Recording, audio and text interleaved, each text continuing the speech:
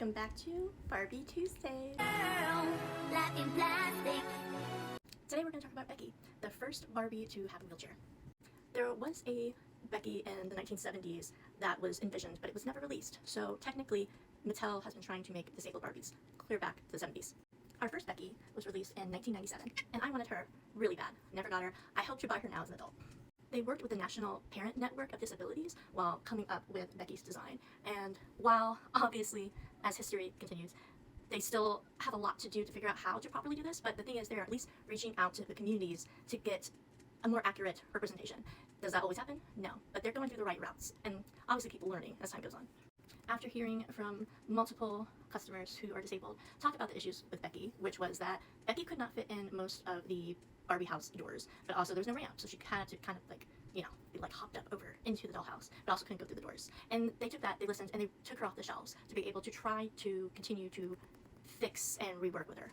And they issued a statement claiming that even though there were issues making this first disabled Barbie, it was not going to make them not continue to try and do better and make disabled Barbies in the future, which is true, which we obviously know. In 1998, they released another version of Becky, where she was a photographer. Then in 1999-2000, they released the Paralympic champion Becky. Because of the issues with Becky, it led to them eventually starting to make Barbie houses more accessible to various types of Barbies. And if it wasn't for Becky, we wouldn't have any of the other disabled Barbies that we have gotten now through the years. Are they perfect? No. Are the people who are trying to include disabled people in the Barbie world human? Yes. But they are at least trying to listen to any kind of criticism that they get to try to improve upon it. I think something to remember is that anytime there is an imperfection in the doll line, doesn't mean that it's going to be fixed immediately.